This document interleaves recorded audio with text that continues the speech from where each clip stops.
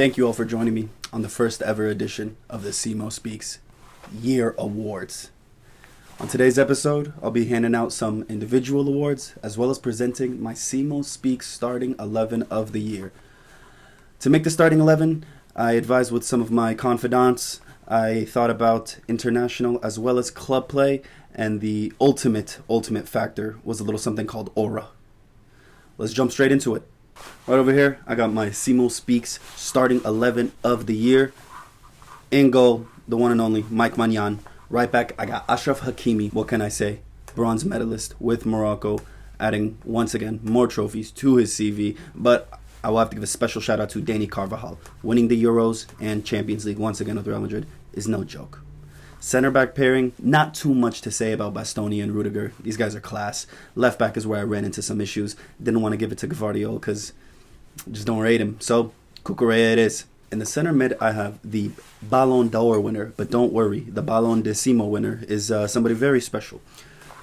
On both sides of Rodri, I gave it to Jude Bellingham. And that one was a bit tough because, Jude, I have an award, Brit of the Year, but I didn't give it to Jude. So why is Jude in the team? It's my team, so I decided Jude. Now on the other side, I went with the one and only Hakan Çalhanoğlu. Listen, not much needs to be said when the donor chef gets to cooking box to box, shawarma to shawarma, is GG. I did want to give a special shout out to Pedri. This last 12 months was pretty good for him in terms of trying to stay healthy. Also, he got Xavi right out the door type shit. Now up top is where it gets a little funky. On the left wing, I gave it to the true Ballon d'Or winner, Vinicius Jr. Up front, went a little techie with it. False 9 gimmick, I give it to the one and only King of Egypt, Mo Salah. And then on the right, I got my boy, Lamine Yamal.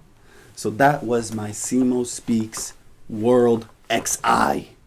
Now I want to hand out some individual awards. The best meltdown would have been Pep Guardiola, right? But unfortunately, it wasn't for the full 12 months, was it? So I will have to give it to Liverpool and Mohamed Salah for their continued contract negotiations. Wrapping in club legends into this, it's fantastic. I love it. I need to see more. Now I want to move on to some more individualistic awards. For the CMO Speaks African Player of the Year award, I'm going to have to give it to Ademola Lookman. I think he did a fantastic job these last 12 months. I thought him getting the CAF Ballon d'Or was well deserved. Now my South American of the year goes to Vinicius Jr. Obviously, didn't have such a wonderful campaign with Brazil in the Copa, but it doesn't deny his performance for the last 12 months. Now, for Brit of the Year is where it gets real techie. I didn't have the Brit of the Year in my squad, and the Brit I had in my squad wasn't Brit of the Year. So, what was the criteria? How did I form this opinion? It doesn't matter. It's my show. So, my Brit of the Year is the one and only. His name is translated to joy and happiness, Bukayo Saka. He carries Arsenal. Nobody else is doing shit on there. So, therefore, I got to give it to him. Cole Palmer made a decent shout, and he was close runner-up, but unfortunately, I had to give it to Bukayo. Now, for Manager of the Year. This one wasn't as straightforward as I thought it would be. Do you want to give it to managers who are consistently winning? Do you want to give it to somebody who had a wonderful, 2024? They won their domestic league. They won more cups. Who knows? But I decided for my 2024 Manager of the Year, I'm going to give it to Xabi Alonso. I thought it was incredible what he did with Leverkusen. Picked up a domestic cup as well. Pretty fantastic. Took it all the way to another finals where, unfortunately, they lost. But, hey, still pretty good year. Now, this one, I don't have too big of a horse in the race. Punter of the Year.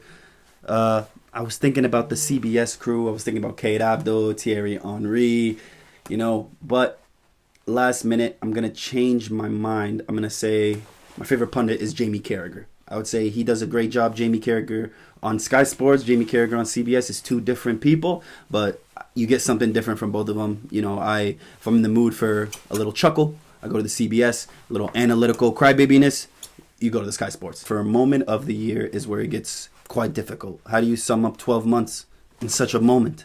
But you think about it in the totality, and you think about what caused it to get there.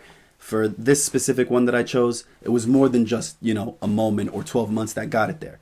This one is Bayer Leverkusen's invincible season. You know, the run was absolutely incredible. To witness an Invincibles run, fantastic to see.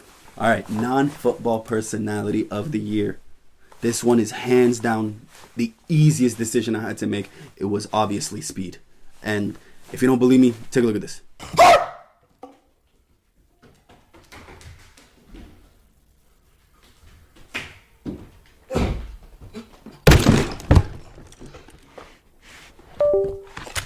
Now, the runner-ups were Lamine Yamal's dad and Luis Diaz's dad.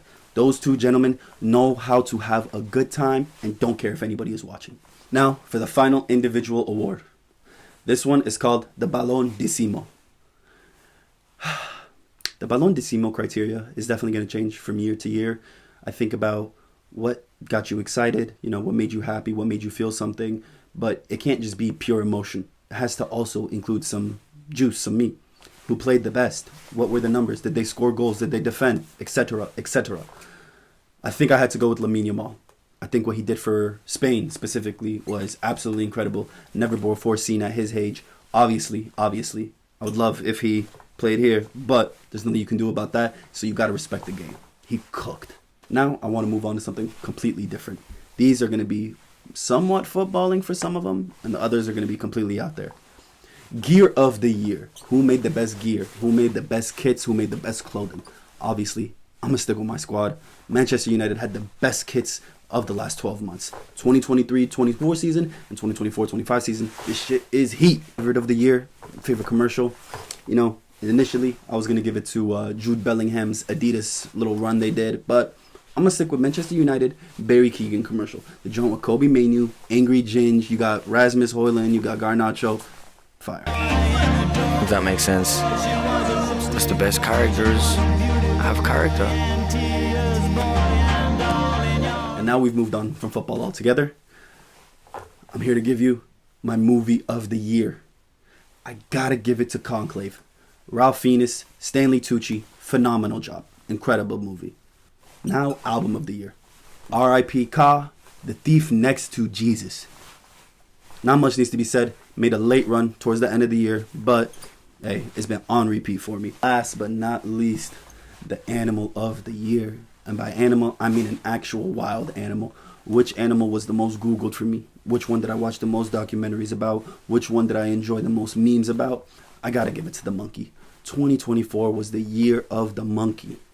Take a look. Thank you all for joining me on this episode, and I'll catch you on the next one.